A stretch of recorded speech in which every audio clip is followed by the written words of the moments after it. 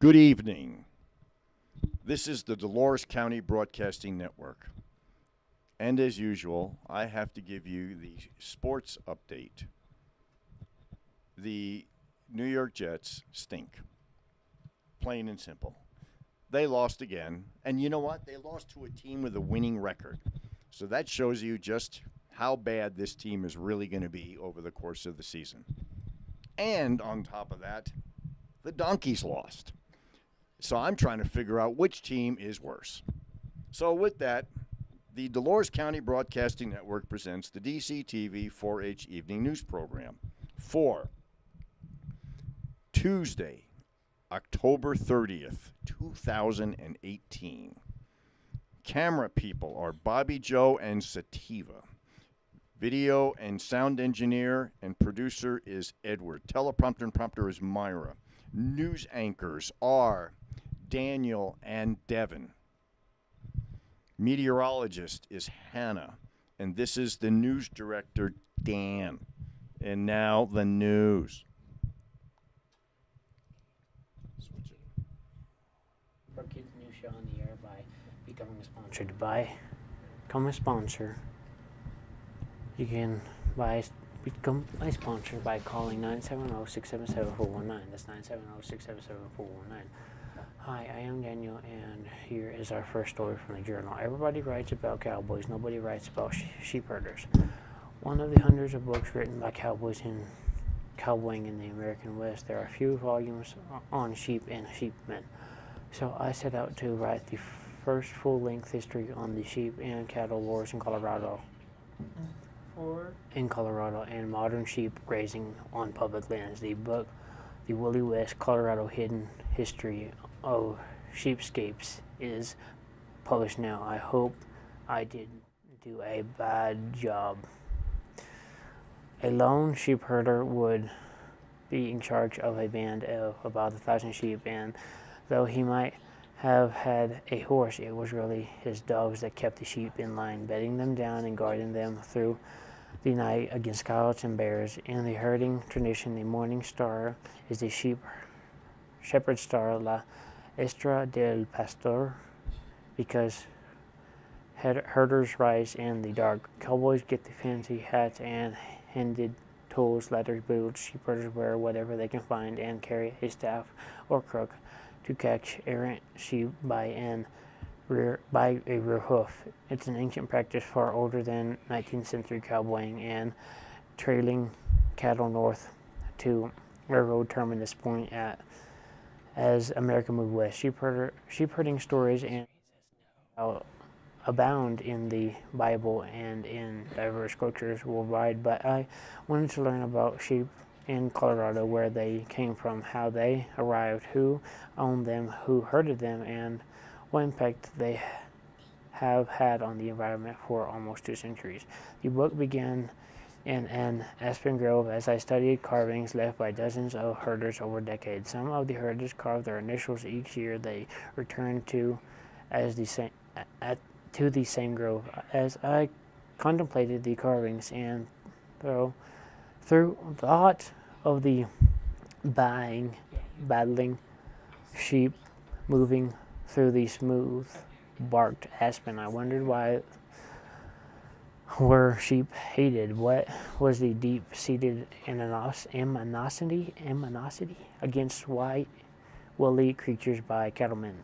Why did cowboys prosper in poetry, folk songs, and myth as rugged individuals, while sheepherders who truly worked the lawn are all but forgotten in the annals of the American West, or when they are remembered, they are despised. Yet after the cattle and sheep wars finally came to an end by the 1920s, some sheepmen came to run cattle and some cattlemen chose to try sheep. As a historian, I know that the deeper you probe into primary sources and original documents, the broader the story goes. In Colorado history, there are a few villains and even fewer heroes.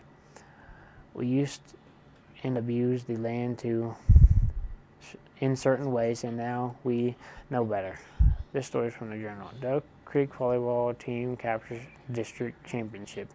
After dominating throughout the regular season, the Duff Creek High School volleyball team rode into the Class 1A District 1 tournament in Olathe on October 27th and dispatched of Nucla and DeBeek with relative ease. King Duff Creek's 25-21, 25-19, 25-16 victory over Nucla to open the tournament were senior Bria Meyer and junior Cassie Gallen, who hammered down 9 kills and 8 kills, respectively.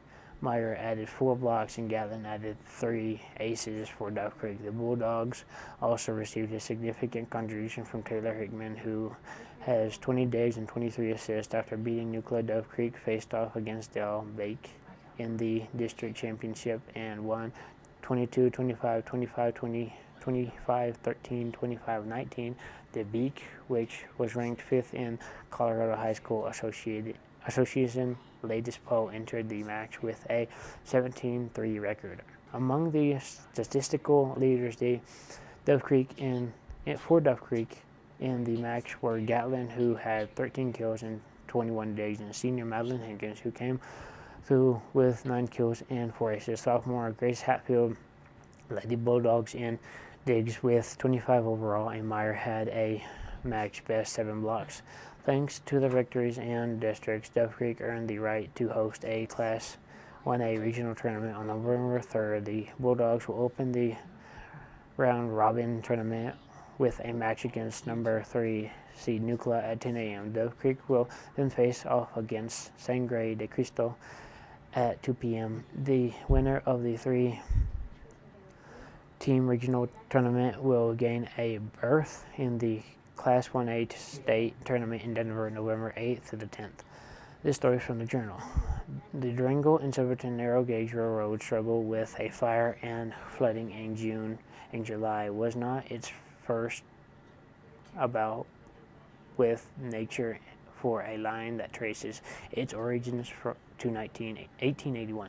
The roundhouse was destroyed in a blaze on February 10th, 1989, with all the engines inside. By spring 1990, all of the locomotives were wooden cabins restored, were up and running, pulling trains up 5,241 feet over 2 mountain passes to Silverton. During the Missionary Ridge fire in June 2002, the train lost 40 days of service, fewer than the 42 days lost to the 416 fire, which started June 1st. The railroad was also forced to suspend service from Durango after flooding in July.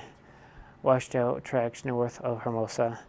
Shortened trips from Rockwood to Silverton were offered until the tracks were repaired. Anytime you're starting and building a railroad into the wilderness, you're going to have problems, and the problems were extensive. How do you say it? Earth, Wind, and Fire, said Al Harper, owner of the DNSNG. That's what happens in the wilderness, and when you are trying to build a complicated facility like a railroad track with bridges and all, where you don't have all the materials and supplies you normally would have. It's a very tough project. The complexity of running a railroad throughout a wilderness was all too apparent this summer, drought-stricken summer. The cause of the 416 fire remains under investigation by the U.S. Forest Service. By witness accounts that the fire started along the railroad tracks right after a morning train passed have led many to finger the historic train as the prime suspect in igniting the blaze. Al Chong, who spotted the initial flames, has his wife called Meadow Ridge Subdivision neighbor Cress Fleming, who frequently walks the track looking to prevent trouble from the coal-fired locomotives. Hot cinders. Fleming uses a old insecticide spray truck converted into a brush truck to spray water to help douse spot fires, but by the time Fleming reached the blaze, which started about 10 miles north of Durango, he reported it was already 35 feet up the hill.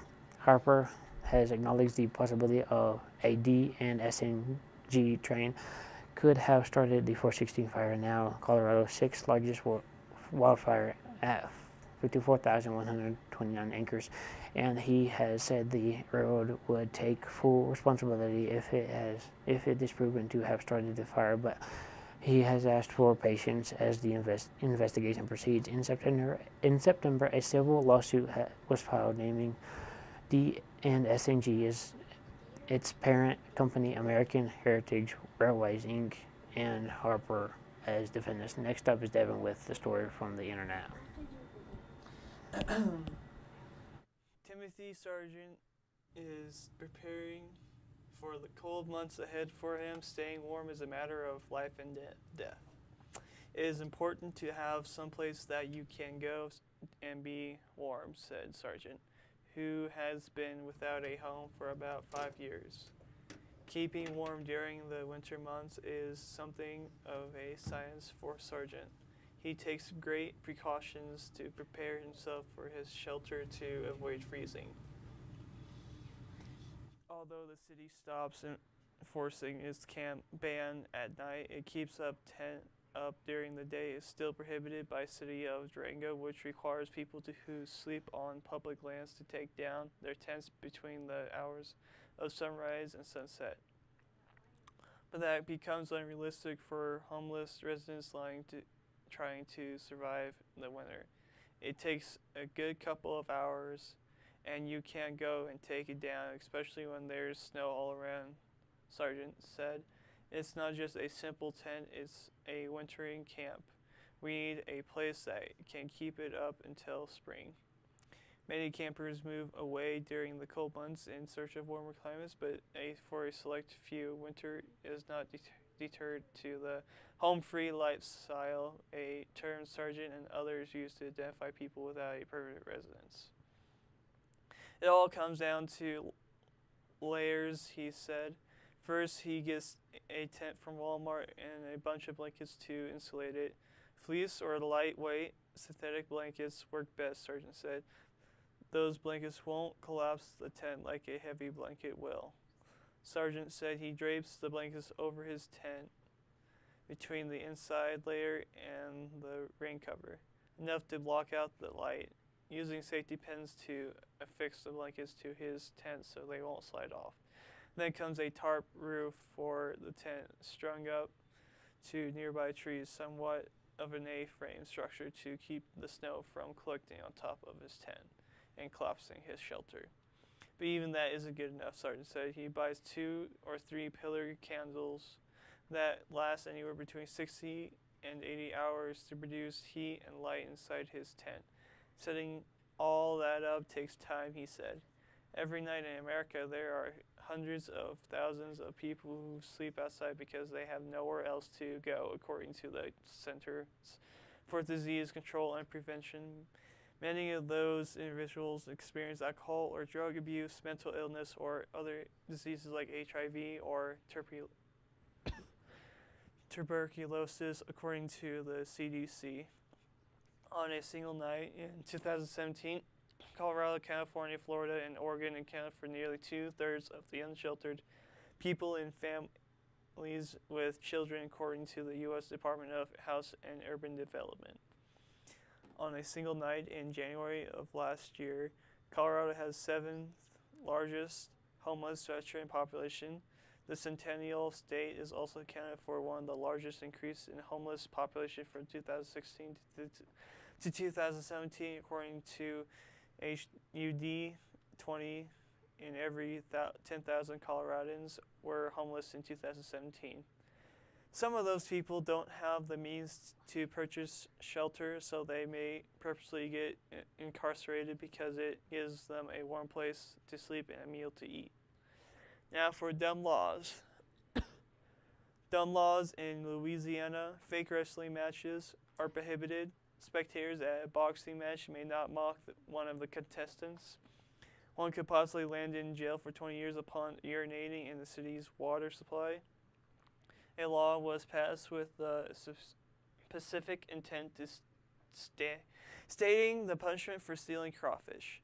You could land in jail for up to 10 years for stealing an alligator. It is a $500 fine to instruct a pizza delivery man to deliver a pizza to your friends without them knowing. It is illegal to rob a bank and then shoot the bank teller with a water pistol. It is illegal to gargle in public places. It is illegal to shoot lasers at the police officers. One of them may not dare another to go onto a rail track owned by another person. It is illegal to steal a movable object even if it is classified as an immovable object. Every time a person is seriously burned, he must report the injury to the fire marshal. Prisoners who hurt themselves could serve an additional 2 years in jail. Now here's the weather report with Hannah. Our current weather data comes from the DCTV weather station located in the beautiful downtown Dove Creek. The current temperature is 37 degrees. The high for today was 52 degrees. The low was 37 degrees. The barometer is at 29.81 inches and is falling. Humidity is at 89%. Wind is between 1 and 8 miles per hour from the northeast. Gusts have been up to 23 miles per hour. There were no hundredths of an inch of rain measured today by the DCTV weather station. Moisture accumulation for the moisture for the month is 2 inches and 9 hundredths of an inch. Moisture accumulation for the year is 6 inches and 99 hundredths. Now for the big map, courtesy of the National Weather Service. There is rain mixed with snow through most of the Pacific Northwest. Southern Oregon has the rest of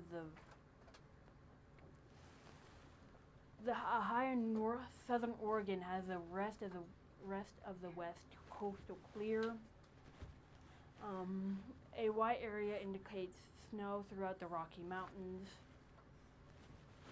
For the rest of the Four Corners area, we could see some rain with snow mixed in. In lower elevations like eastern plains of New Mexico and Texas and up into Kansas, there's a large area of rain and thunderstorms from Texas up into the Great Lakes. The eastern states are all clear due to the high over Kentucky. Here is the high over Kentucky. That is Kentucky. Here is our exclusive DCTV 5-day forecast. Wednesday, mostly sunny, high 47, low 29. Thursday, partly sunny, high 51, low 31. Friday, mostly sunny, high 56, low 34. Saturday, mostly sunny, high 56, low 33. And then Sunday, partly sunny, partly cloudy, high 56, low 36. Now for our climate change report. CO2 carbon dioxide is considered a greenhouse gas and is one of the principal causes of climate change. CO2 traps in the atmosphere, which causes climate instability. This results in significant variations worldwide of moisture and hot and cool temperatures, but the general climate trend is that the planet is slowly warming. Therefore, it is important that we report the CO2 weekly change. The following are the CO2 numbers in parts per million. Last week, 406.62. 2 weeks ago, 406 point nothing. Last year, 404.04. 10 years ago, 383.04. 50 years ago, 321.31. Thank you, Dr. Peter Tan of the National Oceanographic and Atmospheric Administration and Michael McGee of the CO2.Earth Network for providing this information. Remember, you can help keep our kids' news show on air by buying a sponsorship. To buy a sponsorship, just call 970-677-1119. That's 970-677-1119. Thank you. Now back to our news director. That is the end of today's DCTV 4-H Evening News Program. This is your news director saying good night and thank you for watching.